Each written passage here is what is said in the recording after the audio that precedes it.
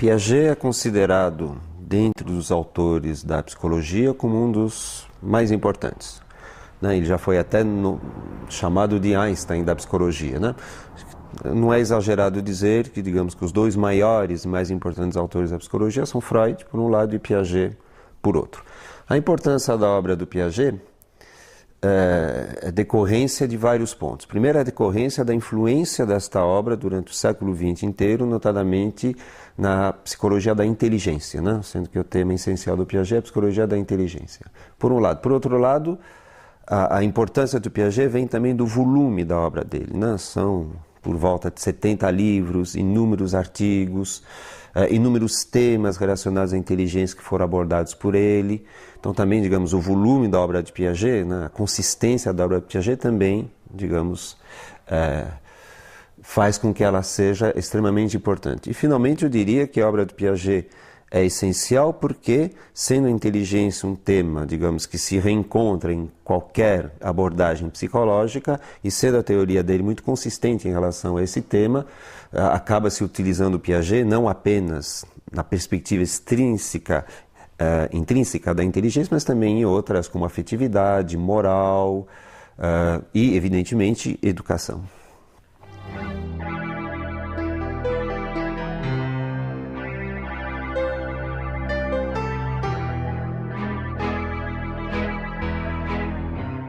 O que Piaget fez? Basicamente, a obra dele trata da questão do desenvolvimento da inteligência e da construção do conhecimento. Inclusive, ele batizou a sua teoria de epistemologia genética. Por que epistemologia?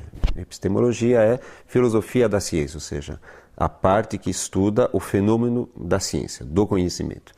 E genética significa uma epistemologia da construção do conhecimento. Na genética deve ser entendido não no sentido habitual, de genética, cromossomos, mas de gênese, ou seja, de evolução. Então a obra dele chama-se Epistemologia Genética e visa responder a uma pergunta básica, que é a seguinte, como é que os homens constroem conhecimento, ou seja, como é que eles passam de um nível de conhecimento X para um nível de conhecimento X mais 1. Essa grande pergunta que Piaget tentou resolver durante toda a sua vida. Como a criança é o ser que mais evidentemente constrói conhecimento, ele fez essencialmente pesquisa com crianças. Mas a sua pergunta não é de psicologia da criança, a sua pergunta é uma pergunta epistemológica, ou seja, como é que os homens, sozinhos ou em conjunto, constroem conhecimento, por que processos, por que etapas eles conseguem fazer isto. Então, por isso que a obra dele é essencialmente baseada na inteligência e na construção do conhecimento.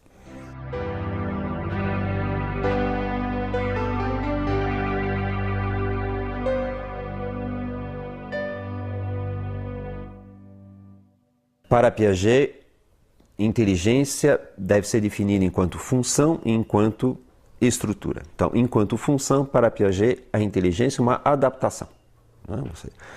Os processos da inteligência têm a finalidade do sujeito sobreviver, adaptar-se ao meio, modificar o meio para adaptar-se melhor a ele.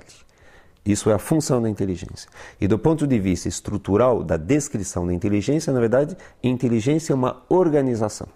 Ou seja, a inteligência é uma organização de processos que permitem, se a organização for complexa, um nível de conhecimento mais complexo, superior, e se for, evidentemente, um nível de organização menos complexa, um nível de conhecimento inferior. Então, a inteligência é uma organização. E o crescimento da inteligência não se dá tanto por, digamos, acúmulo de informações, mas, sobretudo, por uma reorganização dessa própria inteligência. Ou seja, crescer é reorganizar a própria inteligência para ter mais possibilidades de assimilação.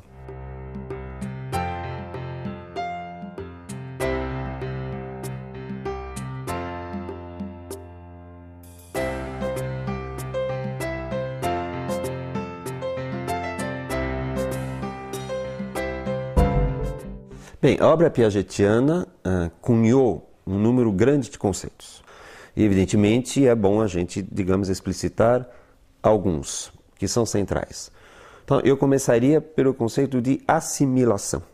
Piaget retira o conceito de assimilação da biologia e, na sua psicologia, a assimilação significa o seguinte, ou seja, quando uma pessoa vai entrar em contato com o meio, com o objeto de conhecimento, ela retira desse objeto de conhecimento algumas informações e essas informações retidas são essas e não outras porque existe uma organização mental. Então, na verdade, assimilação significa interpretação, ou seja, ver o mundo não é simplesmente olhar o mundo, mas é interpretá-lo, assimilar, ou seja, tornar seu alguns elementos do mundo. Portanto, isso implica necessariamente em assimilar algumas informações e deixar outras de lado.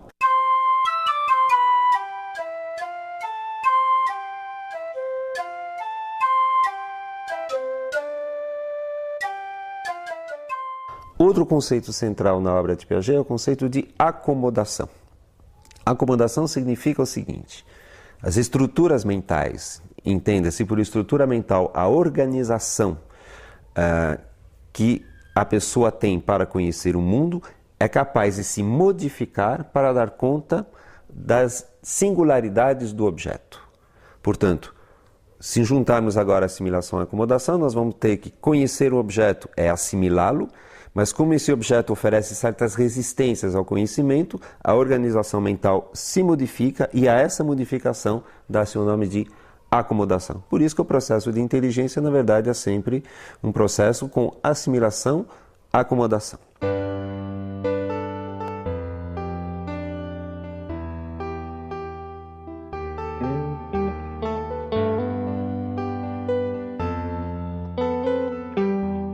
Equilibração vem, como seu nome indica, a ideia de equilíbrio, ou seja, o sujeito que entra em contato com um objeto novo pode ficar em conflito com esse objeto novo, no sentido de desequilibrado, né? Na verdade, a equilibração serve aqui de metáfora, né?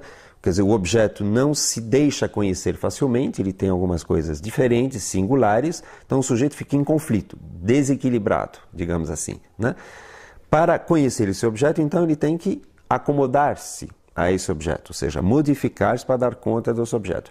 E nesse processo é a busca, digamos, do equilíbrio, né? Então, o equilíbrio, na verdade, é a estabilidade da organização mental que dá conta do conhecimento. Daí, inclusive, até o fato de o conceito de equilibração ser central se dá pelo fato do crescimento da inteligência, se dá por desequilíbrio, reequilibração, desequilíbrio, equilibração. É um processo dinâmico, né? O equilíbrio, por isso que, inclusive, Piaget gosta da palavra equilibração e não equilíbrio. Equilíbrio daria a impressão de algo estável, né? Equilibração sugere, digamos, algo móvel e dinâmico.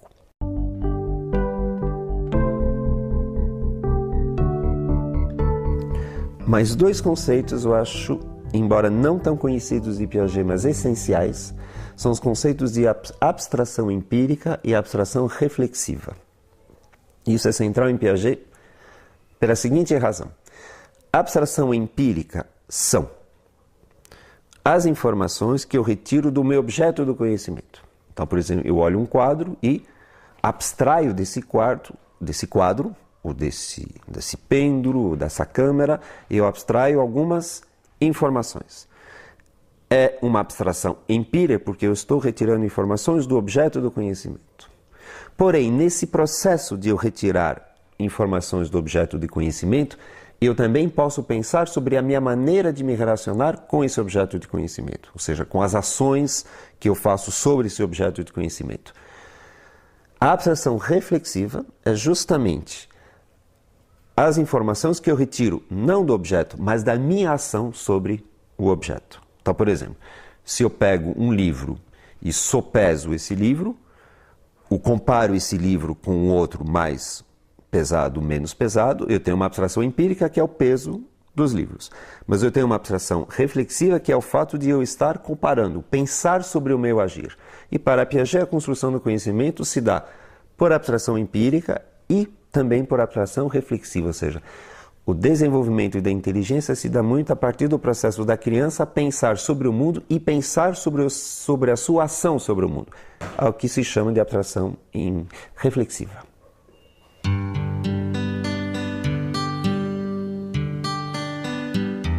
Mais um conceito extremamente importante em Piaget, que aliás é o conceito mais famoso, estágio.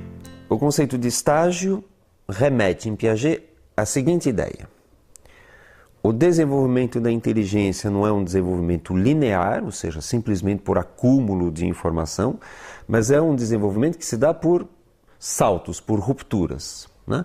E os estágios representam justamente uma lógica da inteligência que será superada radicalmente por um estágio superior, apresentando uma outra lógica do conhecimento. Então, os estágios significam que, por um lado, a inteligência dá saltos, ou seja, a inteligência muda de qualidade, cada estágio representa uma qualidade dessa inteligência. Os estágios significam também que a sequência do desenvolvimento da inteligência necessariamente passa por esses estágios, nenhum deles pode ser pulado. Os estágios podem ser divididos a rigor de várias maneiras, depende da fineza, depende da complexidade que a gente quer dar à questão. Mas os grandes estágios que Piaget definiu foram 3. O primeiro estágio chamado de sensório-motor, que vai de 0 a por volta de 24 meses, 2 anos de idade. Após esse estágio, um novo estágio que se chama de pré-operatório. Esse estágio pré-operatório vai, em média, de 2 anos de idade a 7 anos de idade. Após esse segundo estágio, vem o terceiro e último, chamado de estágio operatório. Então, esse estágio operatório vai de 7, 8 anos de idade até o fim. Dentro do estágio operatório, Piaget fez uma divisão entre operatório concreto e operatório formal, sendo que o operatório concreto vai de 7 a 11, 12 anos de idade em média, e o operatório formal, que é o mais evoluído de todos, de 12 anos em diante.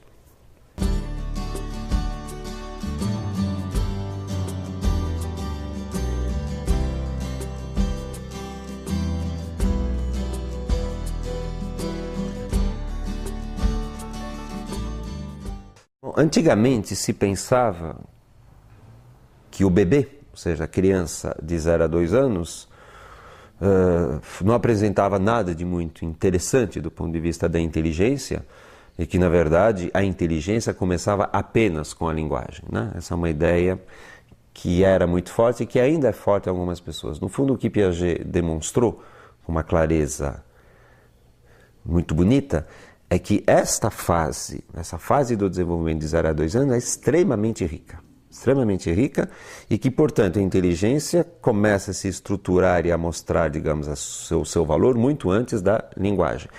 E, portanto, nesses 2 anos de vida, de 0 a 24 meses, uma série de conquistas praticamente cotidianas são feitas, uma série de pequenos passos são dados, pequenos passos e conquistas essas que justamente preparam a possibilidade da criança falar. No fundo, o que Piaget afirma é o seguinte, quer dizer, quando a criança começa a falar, lá por volta de 2 anos de idade, ela só tem sobre o que falar, ela só tem um mundo sobre o que falar porque ela construiu esse mundo antes, né? Se ela começasse a falar sem absolutamente ter construído esse universo, ela não teria, digamos, ela não poderia falar, porque ela não teria sobre o que falar, ela não teria essa organização, né?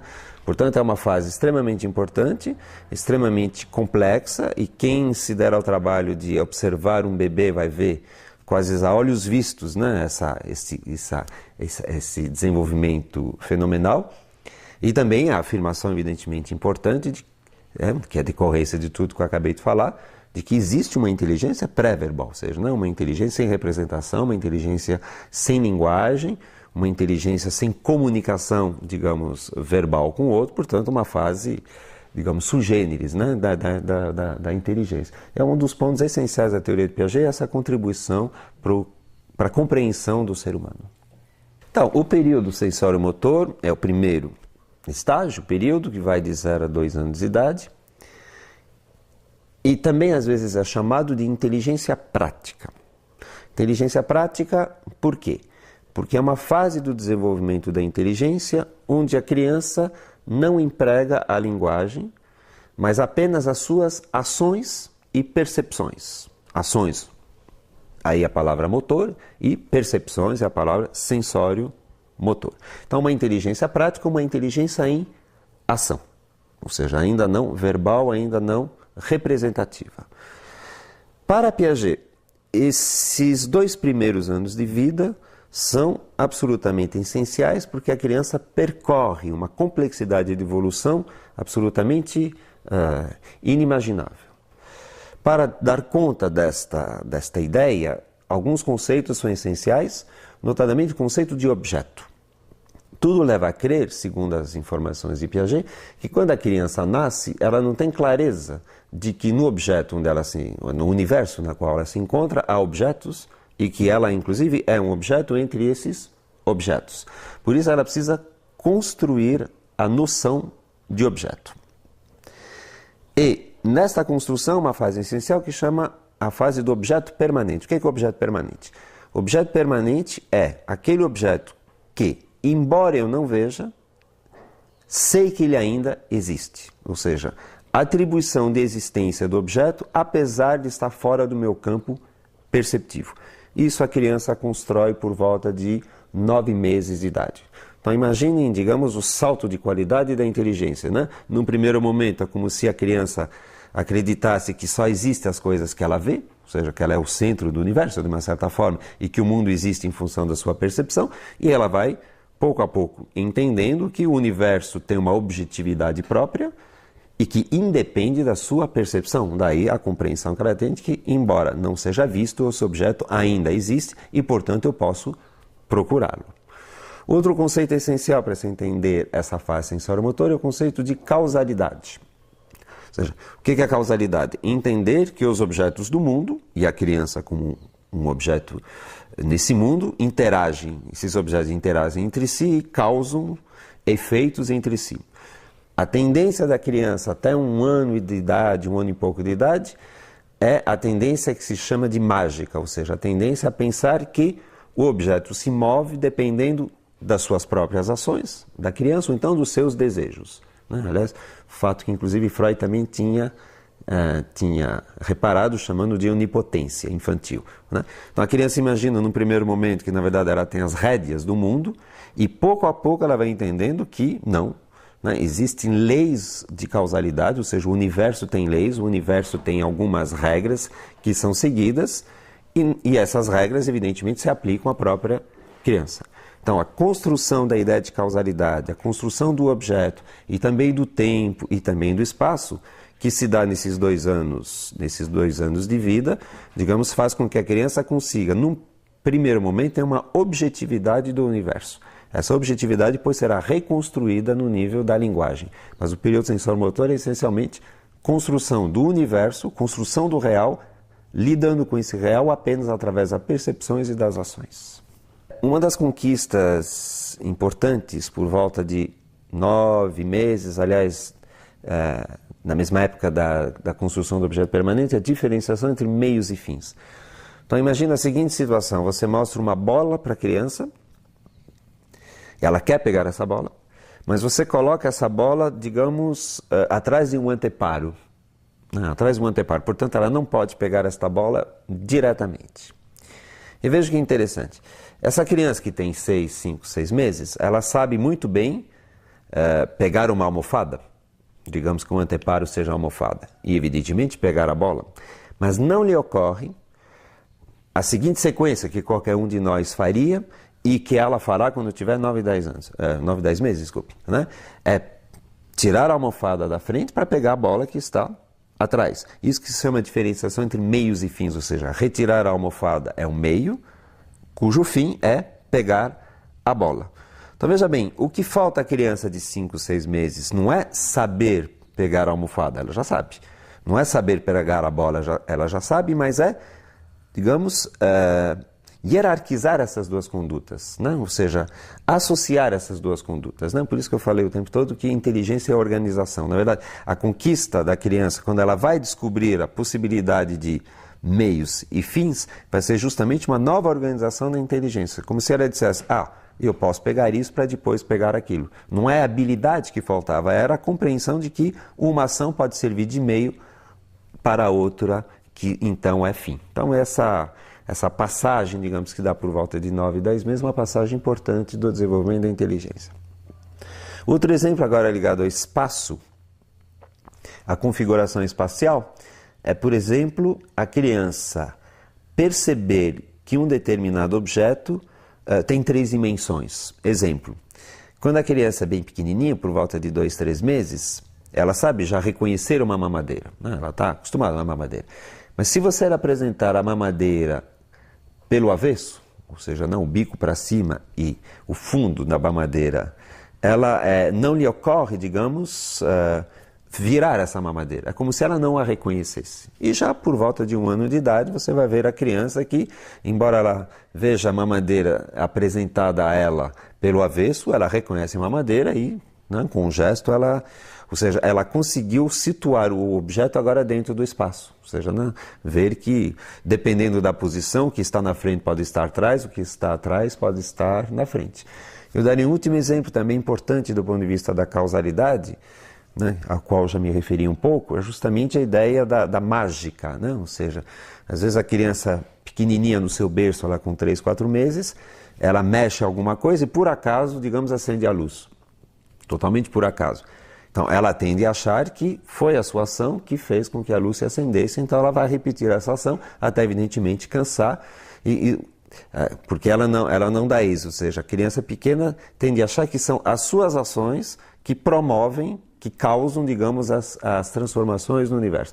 Pouco a pouco ela vai entender que não, esse universo é regido por leis objetivas e ela vai, digamos, situar-se objetivamente naquilo que realmente ela causa e aquilo que ela simplesmente não causa ou até é causada.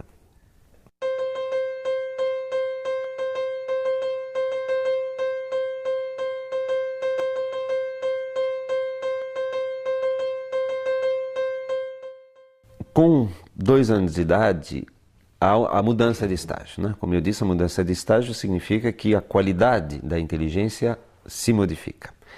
Então, Piaget cunhou o nome de estágio pré-operatório. Mas também poderíamos chamar esse estágio de estágio da representação. Então, o conceito essencial desse estágio é de representação. O que é representação? Representação é a capacidade de pensar um objeto através de um outro objeto.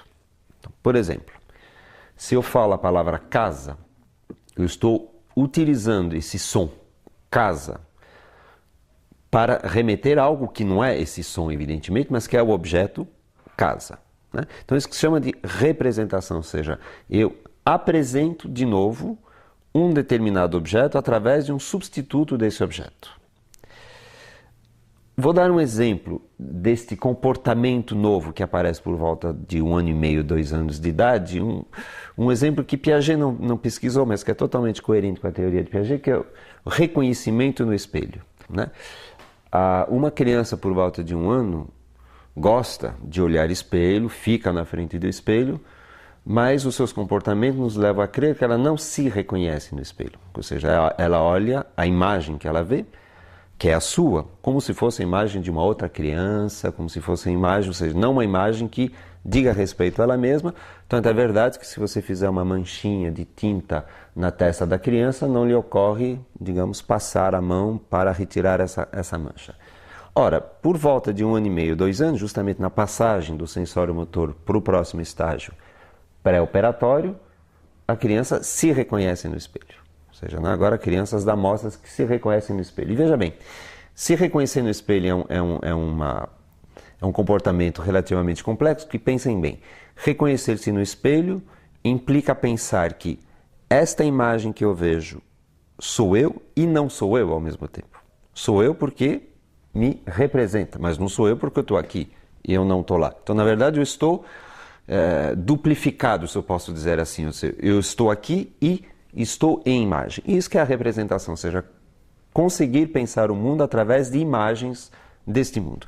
E a criança, por volta de 2 anos, entra nesse mundo da representação, cujos comportamentos são, por exemplo, o desenho, o brincar de fazer de conta, o reconhecimento no espelho, a imitação que se chama de imitação diferida, ou seja, você vê algo e você imita esse algo, digamos, 24 horas depois, o que mostra bem que aquilo ficou em imagem, e a prova mais, digamos, elaborada disso é a capacidade de utilizar, de empregar a linguagem. Então, realmente muda a qualidade da inteligência, isso é essencial em Piaget, porque a inteligência que antes era limitada às ações, agora vai ser, evidentemente, ainda uma inteligência em ação, mas agora uma inteligência em representação. Aí a isso, Piaget deu o nome de pré-operatório, porque pré-operatório significará o seguinte, ou seja, a criança trabalha com representações, mas agora terá todo um trabalho de assimilação, acomodação e equilibração, de organizar essas representações num todo coerente. Ou seja, né? E as operações significam justamente a capacidade de organizar esse mundo das representações de uma maneira coerente e estável. Isso somente acontecerá no período operatório, que começa por volta de 6, 7 anos de idade. Na verdade, Piaget, e isso é interessante, ele dá o nome de pré-operatório a essa fase. Portanto, Piaget insiste, sobretudo na obra dele, sobre as lacunas e as dificuldades dessa fase que serão superadas na fase operatória do que as características, digamos, positivas dessa fase, né? Isso é, digamos, é o sotaque da teoria de Piaget. Mas em termos de pontos essenciais que ilustram bem essa fase, eu faria a eleição dos seguintes temas. Bom, como já foi falado, é a linguagem. Ou seja, a criança entra no mundo da linguagem e concebe uma competência discursiva, digamos, bastante grande durante essa fase toda. Então a linguagem, digamos, é um dos pontos mais importantes que permite uma socialização da inteligência, como diz Piaget, né? Piaget atribui à socialização muito pouca eficiência, digamos, no período sensório-motor, mas agora, graças à linguagem, é uma socialização da inteligência, porque a linguagem permite a comunicação. Então a linguagem é um tema importante. Acho que um tema também que seria importante salientar dessa fase, que é a entrada da criança no mundo da moralidade. É nessa fase que a criança entra no mundo dos valores, das regras, das virtudes, do certo, do errado, enfim. E isso, evidentemente, é um ponto extremamente importante. Não se pode falar em moral numa criança de 0 a 2 anos, ou até 3, mas por volta de 4 anos a criança penetra no mundo da moralidade. Isso, evidentemente, é, digamos, uma decorrência extremamente rica e séria, digamos, desta fase. Um terceiro conceito muito associado a essa fase é um conceito perigoso que até Piaget até se arrependeu de ter utilizado, mas é o conceito de egocentrismo. O conceito de egocentrismo significa o seguinte: não significa absolutamente que a criança está como se fosse autista, totalmente centrada nela, mas o conceito de egocentrismo significa que a criança tem dificuldade em perceber o ponto de vista do outro. Ou seja, ela vê muito o ponto de vista do outro centrada, daí a palavra de egocentrismo, centrada no seu próprio ponto de vista. Exemplo. Você, por exemplo, pede para uma criança, digamos, de 5 anos, a quem você acabou de contar uma história nova, né? Você pede a essa criança que ela conte essa história para uma outra criança. E você vai verificar que a criança conta, no fundo, como se a outra já soubesse a história. Né? Como a outra já soubesse a história. Dá um exemplo caseiro. Né? É frequente você ver uma criança de 3, 4 anos chegar para o pai e para a mãe e dizer: cadê o meu carrinho? Ela tem 500 carrinhos, né? Vários, pelo menos 2, mas ela diz: cadê o meu carrinho? Claro que para ela está claro de que carrinho ela está falando. Mas como ela sabe de que carrinho ela está falando, ela imagina que o outro também saiba. Enquanto que uma criança um pouco mais velha não dirá: cadê o meu carrinho? Mas quer dizer, o meu carrinho amarelo, estou procurando um carrinho, aquele que você me deu tal dia, etc. e tal. Então são exemplos de egocentrismo, ou seja, né? A dificuldade de sair do próprio ponto de vista e colocar-se num outro ponto de vista de uma outra pessoa. Isso será um ganho do período justamente operatório concreto.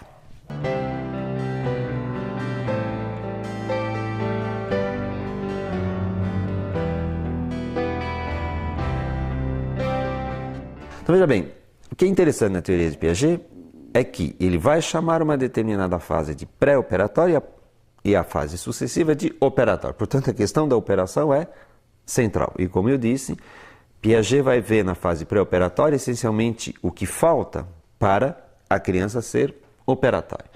Então, por isso temos que definir o conceito de operação. O conceito de operação, tecnicamente, é o seguinte: é uma ação interiorizada reversível. Bom, então vamos explicar esses três termos. Ação significa ação, ou seja, manipular o mundo, trabalhar o mundo, agir sobre o mundo. Isso, a ação existe evidentemente desde o nascimento. Mas é ação interiorizada. Portanto, é ação através da representação, que significa ação interiorizada. Agora eu vou mexer no mundo, mas através da representação deste mundo. Então, uma coisa é eu pegar essa câmera e colocar em outro lugar, é ação. Ação interiorizada será eu imaginar colocar esta câmera em outro lugar, mas não colocar essa câmera. Estou imaginando que eu estou fazendo isso através das imagens que eu tenho desta câmera. No sensório motor, a criança tem ação. No pré-operatório, a criança tem ação interiorizada. E no operatório, ela tem ação interiorizada reversível. E reversível significa o seguinte: é a possibilidade de, em imaginação, na cabeça, de forma interiorizada, pensar a ação e a anulação dessa mesma ação. Ou seja, reversível significa eu posso pensar o que eu fiz e voltar exatamente ao ponto de partida, sem cometer contradições. Uma criança pré-operatória justamente não consegue isso. Não consegue isso. Exemplo, você pergunta para uma criança de 5 anos de idade: daqui até Campinas, tem quantos quilômetros? Vamos imaginar que ela saiba a resposta, ela vai dizer 100 quilômetros. Ou seja, ela não está indo até Campinas, ela está parada pensando. Então, de São Paulo a Campinas, a 100 quilômetros. Aí você pergunta para ela a reversibilidade. A reversibilidade, no caso, seria o quê? Agora vamos pensar de Campinas para São Paulo. Evidentemente, em boa lógica, se de São Paulo até Campinas a 100 km, de Campinas a São Paulo também haverá 100 km. Nada mais do que eu fazer a volta. Só que a criança pequena dirá, não sei. Outro exemplo clássico da teoria de Piaget é a questão da parte do todo. Uma criança pequena poderá entender que ela mora, digamos, num bairro, né? Digamos Butantã. Ela sabe também que mora num lugar chamado São Paulo, mas terá muita dificuldade em entender que Butantã é dentro de São Paulo. Se ela está pensando em Butantã, quando ela está pensando em São Paulo, é São Paulo. Nessa mesma linha, se você pergunta para uma criança, tem mais rosas ou tem mais margaridas? Digamos que tem essas flores na frente dela e que tenha mais rosas, ela vai dizer tranquilamente, porque a percepção basta para isso, ela vai dizer que tem mais rosas do que margaridas. Mas aí você faz a seguinte pergunta para ela: o que tem mais? Flores, significa o conjunto das margaridas mais as rosas, ou mais rosas? Aí você está pedindo para ela comparar o todo, que é juntar margaridas e rosas, com a parte, que é separar margaridas e rosas e ficar apenas com as rosas. E a criança não sabe responder, ou então responde frequentemente, tem mais rosas. Ou seja, o pré-operatório é, sintetizando, ação interiorizada, mas ainda não reversível. Entenda-se, não reversível, ainda não com a organização lógica dessas representações. O período operatório será justamente a conquista dessa organização lógica do pensamento que permite chegar à verdade sem contradições. Olha, um aspecto importante da passagem do operatório, do pré-operatório para o operatório, é o sentimento de necessidade. Vamos dar um exemplo. Uma criança pode até aprender, decorar, que, por exemplo, se daqui até Campinas dá 100 quilômetros, que também de Campinas até São Paulo dá 100 quilômetros. Tá? Ela pode até saber isto. Só que no pré-operatório, esse conhecimento é para ela apenas provável. Ou seja, ela poderá... E se alguém disser para ela, gozado, eu não acho que seja 100 quilômetros, fala, então talvez não seja. Ou seja, ela tem até a resposta correta, ela pensa a resposta corretamente, mas para ela isso ainda não é uma certeza. Em compensação, essa mesma criança, quando estiver no operatório, na fase operatória, ou seja, a partir de 7 anos de idade, aquilo será necessário para ela. Ou seja, né? Na verdade, uma das dicas do pensamento operatório em relação ao pensamento pré-operatório é o seguinte: no pré-operatório as coisas são prováveis, no operatório as coisas serão necessárias. Necessárias, evidentemente, se deduzidas a partir de um raciocínio. Então você pode até, eu diria, enrolar, né, uma criança sobre coisas lógicas quando ela tem 5, 6 anos, não mais quando uma criança tem 7, 8. Se você falar, olha, daqui até Campinas tem 100 km, de Campinas para lá tem menos, ela vai dizer, bom, tem truque nisso. Você está gozando de mim, tem algum truque.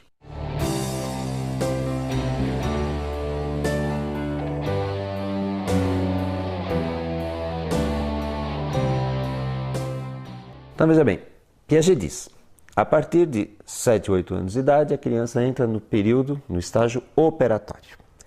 Ou seja, ela consegue já organizar o seu pensamento através da lógica. Mas Piaget diz também que esse estágio operatório é dividido em dois, operatório concreto e operatório formal. Portanto, tudo não está acabado ainda por volta de 7 e 8 anos de idade. Então a diferença entre o operatório formal e o operatório concreto é a seguinte: os dois são operatórios, portanto os dois têm ação interiorizada reversível. Só que no operatório concreto, a criança faz uso desta capacidade operatória apenas em cima de objetos que ela possa manipular ou de situações que ela possa vivenciar ou lembrar a vivência. Enquanto no período operatório formal, ela vai trabalhar agora com puras hipóteses. Ou seja, agora ela vai ser capaz de aplicar a sua lógica a objetos, contextos que sejam puramente hipotéticos, por exemplo, um foguete na Lua ou não sei o que em Marte, tá certo?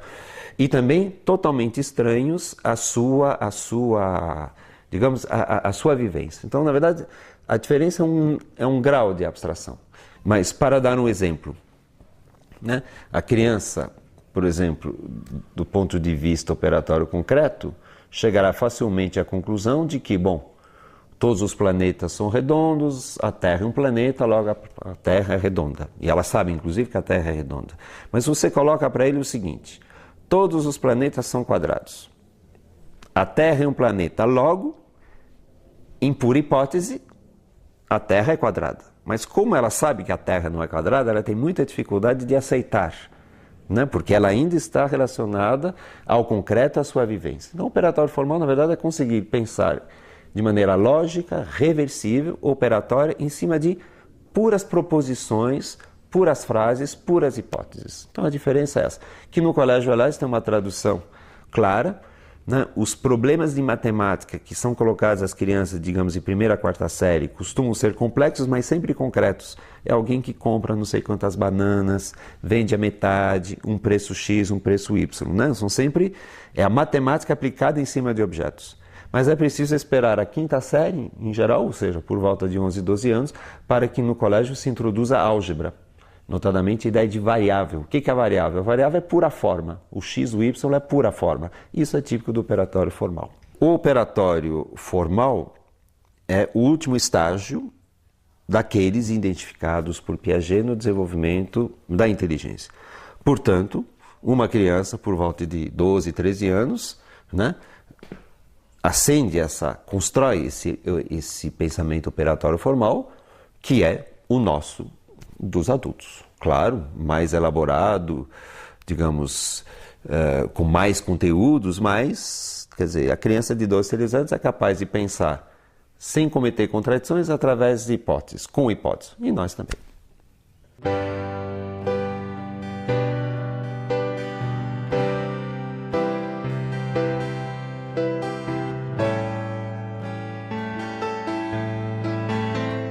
Embora Piaget tenha escrito um só livro a respeito da moral, esse livro chamado Juízo Moral na Criança, ele fez uma obra fundamental.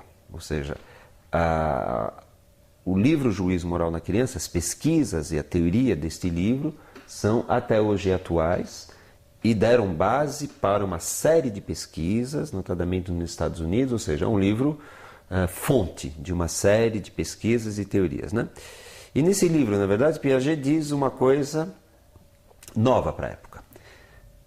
E essa coisa nova é a seguinte, ou seja, assim como a inteligência, assim como o conhecimento evoluem, a moral também evolui. Ou seja, existe um desenvolvimento moral na criança. Por que isso é importante? Porque antes se pensava muito que a moral nada mais era do que uma mera interiorização dos valores e das regras que estavam colocadas fora. Então os pais diziam, faça isso, faça aquilo, os professores, os valores são esses, e a criança, digamos, pouco a pouco interiorizava esses valores, né? Pura e simplesmente. O que era fora ficava dentro e acabava a conversa. O que Piaget demonstrou com pesquisas e mais pesquisas, que na verdade há um desenvolvimento moral na criança, ou seja, há estágios também. Então o primeiro estágio é a anomia, a criança está fora do universo moral. O segundo estágio, que é justamente a entrada da criança no mundo moral, é chamado de heteronomia. Heteronomia significa basicamente que a moral é baseada no respeito pela autoridade e pela obediência. E essa fase de heteronomia depois é superada por uma fase chamada autonomia, onde agora a legitimação da moral não se dá mais pelo respeito pela autoridade, pela obediência, mas sim pelo contrato, pelo respeito mútuo, pelas relações e reciprocidade. Então a importância desse livro foi mostrar que também a moral evolui e existe, digamos, uma participação ativa da criança na construção da sua própria moral. Então vamos dar um exemplo. Você pergunta para uma criança de 5, 6 anos, quem é mais culpado? Alguém que quebrou 10 copos sem querer ou alguém que quebrou um copo, mas querendo, né? O que está em jogo aqui é o tamanho do dano material, 10 copos versus um copo, e a intencionalidade. Quem quebrou 10 não tinha intenção, porque fez sem querer, mas quem quebrou um tinha a intenção de quebrá-lo. Pergunta-se para a criança, então, qual dos dois... Primeiro, os dois são culpados? E a criança heterônoma dirá sim, já que houve um dano material cometido. E depois pergunta-se, qual mais culpado? E a criança heterônoma opta pelo autor da quebra dos 10 copos, porque 10 copos é mais do que um copo. Ela se baseia no, digamos, no tamanho do estrago, digamos assim, e não na intencionalidade. Você, inclusive, tem exemplos desse tipo com a mentira. Uma criança heterônoma, maior a mentira, é pior, ou seja, não é a intenção da mentira, mas digamos, é a distância entre a verdade e o que foi dito. Como sempre em Piaget, a autonomia, portanto o estágio posterior será uma superação do estágio anterior. Então, dos exemplos que eu dei, a criança autônoma dirá, bom, não, os dois não são culpados, apenas é culpado aquele que teve a intenção de quebrar. Evidentemente, ele teve a intenção de quebrar e quebrou um copo, ou seja, o fato de haver 10 copos quebrados absolutamente não conta mais. Como a mentira, o que vai contar não é o tamanho da mentira, mas sim a intenção de enganar.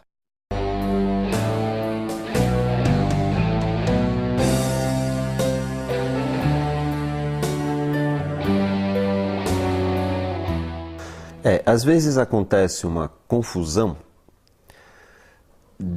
que é a seguinte, ou seja, pensar que Piaget foi um educador ou que Piaget tem uma obra pedagógica. E essa é uma confusão muito grave, porque pode fazer as pessoas pensarem que vão encontrar em Piaget propostas pedagógicas ou preocupações pedagógicas. Então sejamos claros, Piaget preocupou-se com pedagogia, como aliás todo e qualquer pensador. Mas a obra dele não é de pedagogia, né? A obra dele é sobre a pergunta como os homens constroem o conhecimento e, especificamente, como a criança constrói conhecimento, né? Essa é a pergunta dele. Ele escreveu um texto ou outro sobre pedagogia, dizendo sempre claramente para os professores, olha, o meu texto sobre pedagogia vai ser, na verdade, eu apresentar a minha teoria sobre o desenvolvimento infantil. Vocês, educadores, que façam a tradução pedagógica desta minha teoria.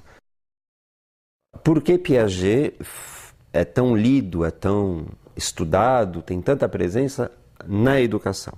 Eu diria isso tem duas razões para isso.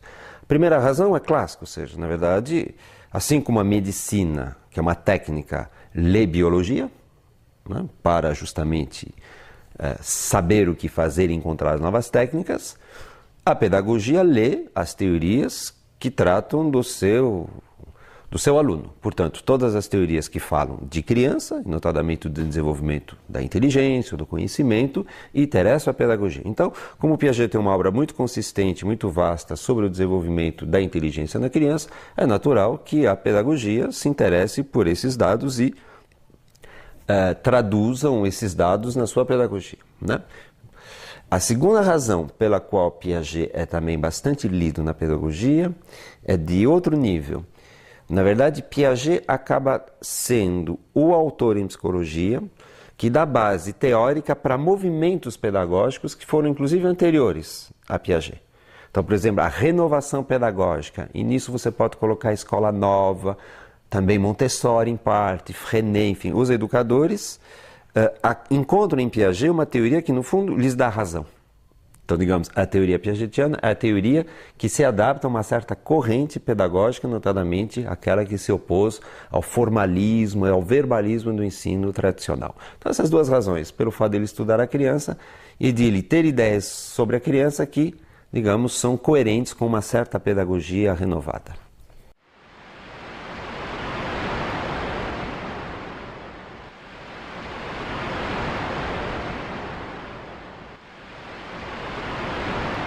Piaget utiliza a palavra construção, até que tem um livro dele chamado Construção do Real. E ele diz que a sua pedagogia, esquece isso, que a sua psicologia e a sua epistemologia também, é uma epistemologia construtivista. Então Piaget, sim, cunha e se considera um construtivista. Mas evidentemente, construtivista com todos os conceitos piagetianos. Só que a palavra construção também é uma metáfora. Ou seja, em Piaget ela tem uma definição muito clara, mas ela pode ser utilizada como metáfora.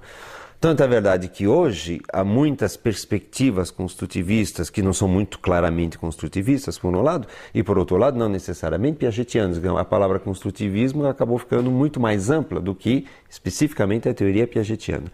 Então hoje você tem dentro da educação perspectivas construtivistas que utilizam Piaget, sim, mas podem utilizar Vallon, podem utilizar Vygotsky, ou então sub-áreas tipo Emília Ferreiro, etc. e tal, né? Ou seja, embora a palavra construtivista tenha sido cunhada por Piaget, não é necessariamente esta mesma definição de construtivismo que você vai encontrar nas escolas hoje.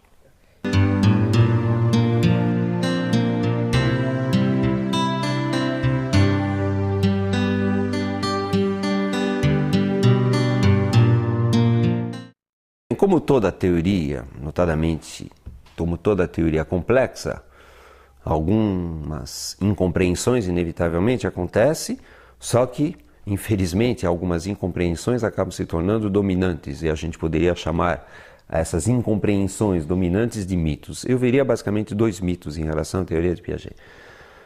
Mitos no sentido que é uma interpretação claramente errada da teoria de Piaget, né? O primeiro mito, eu diria, é o mito do maturacionismo. Como Piaget diz, e a sua definição de construtivismo é esta, que existe construção endógena.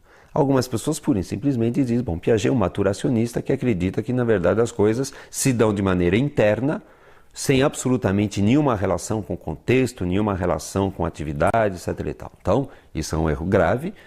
Piaget diz textualmente, as construções internas endógenas se dão, em primeiro lugar, desencadeadas por demandas do meio, portanto, não se dão de maneira puramente isolada, e sobre as demandas do meio, com os objetos do meio. Então, a teoria de Piaget absolutamente não é uma teoria maturacionista, mas sim uma teoria interacionista, construtivista. Primeiro mito. Segundo mito em relação à teoria de Piaget, que na verdade é uma decorrência do primeiro, sobre o maturacionismo, é o seguinte, quer dizer, Piaget negaria a importância do social no desenvolvimento da inteligência da criança.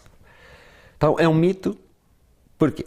Porque é falso. Então, devemos dizer o seguinte, sim, é verdade, Piaget não fez estudos, não aprofundou essa questão. Então, se encontram poucas referências em Piaget em relação a social no desenvolvimento. Mas veja bem, não aprofundar e não fazer pesquisa sobre um tema não é negar a sua importância, né? Piaget tinha 24 horas por dia, ele tinha que fazer determinadas opções. Então, na verdade, é o segundo ponto. Na teoria de Piaget, a interação social tem um lugar bem claro, embora não aprofundado e não pesquisado. E esse lugar diz claramente o seguinte: se não houver interação social, se não houver demanda do meio social, se não houver comunicação, não há desenvolvimento cognitivo. Então, é um mito pensar que Piaget negava a importância do social, como é um mito pensar que Piaget pensava que apenas a maturação por si só explicava o desenvolvimento.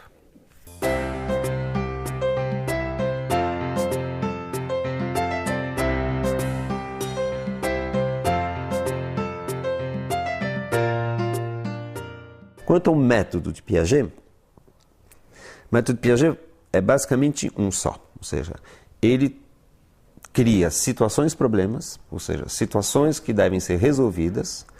Ele coloca essas situações-problema a crianças de várias faixas etárias, em geral de 6 anos a 12, 13 anos de idade, e verifica, por um lado, se as crianças conseguem resolver o problema, e por outro, e mais importante ainda, quais são as dificuldades que elas encontram para resolver este problema. Então, eu diria 90% da obra de Piaget foi feita em cima desse tipo de experimento, né?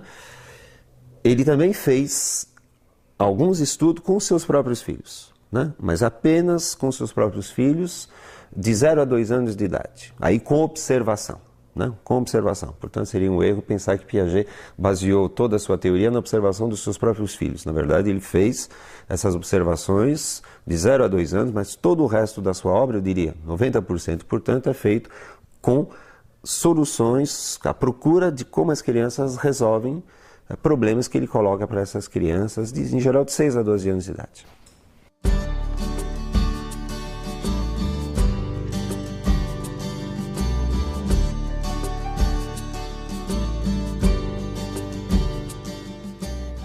Hoje, 20 anos após a sua morte, isso já não é mais verdade, né? Ela continua sendo extremamente importante, mas hegemônica não. Primeiro houve o redescobrimento de Vygotsky, né, que em geral não era um autor conhecido na época em que Piaget trabalhava, também um certo reviver da teoria de Vallon. Também existe, digamos, as ciências cognitivas. Eu diria, hoje a psicologia do desenvolvimento vive mais uma fase de difusão das ideias, de não concentração, né? Eu diria que a psicologia do desenvolvimento vive um momento de turbulência. Nenhuma visão pode ser considerada hegemônica, tampouco a de Piaget, mas também não se sabe muito bem em direção ao que essa área vai. Então ela foi dominante, sim. Hoje em dia não. Há contestadores dessa teoria, claro. Há dois tipos de contestadores. Aqueles que dizem, bom, Piaget errou, ou seja, aquilo que ele diz não é verdade.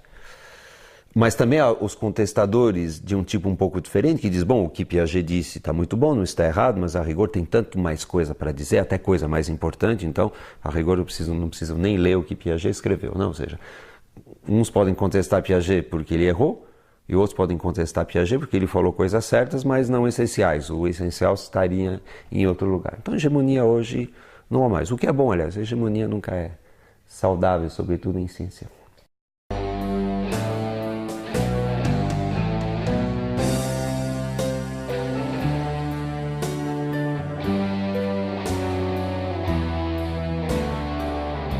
É uma teoria extremamente rica, extremamente importante, que inclusive nos permite entender melhor filhos e alunos em geral. Portanto, eu acho que o professor tem muito a ganhar estudando Piaget. Não apenas Piaget, mas evidentemente estudando Piaget. É uma obra enorme, 70 livros. Que livros ler?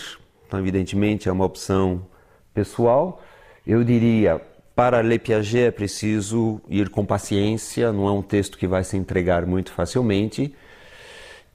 Eu sugeriria que o primeiro livro que se lesse sobre Piaget fosse O Nascimento da Inteligência na Criança, que fala do período sensório-motor, mas eu diria mesmo para alguém que não se interessa, porque o seu trabalho não é com crianças dessa faixa etária, é o livro onde Piaget explicita muito claramente o seu construtivismo. Então eu diria, o melhor livro para se começar a ler Piaget é O Nascimento da Inteligência na Criança. Após isso, diria dois outros, que formam a trilogia, né, do sensório-motor: a construção do real na criança, para entender a construção do conhecimento nessa faixa etária, e as ideias básicas de Piaget estão lá, e a formação do símbolo na criança, que é justamente o estudo da passagem para representação.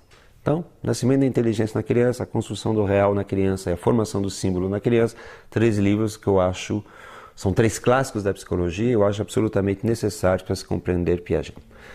Além disso, eu aconselharia a leitura de um livro árido, mas que também coloca muito claramente a teoria piagetiana, que é a da lógica da criança, a lógica do adolescente, né? Texto de pesquisa, onde justamente ele vai ver como é que as crianças de 5, 6, 7 até 12, 13 anos resolvem, à sua maneira, ou deixam de resolver, os mesmos problemas, né? Notadamente é um livro que explicita muito bem o que é o operatório formal. Não poderia deixar de aconselhar também a leitura do Juízo Moral na Criança, um livro extremamente rico, como eu disse, único na obra de Piaget, porque a moral não é o seu tema, mas extremamente produtivo em termos do pensamento nesta área durante o século XX, então o Juízo Moral na Criança.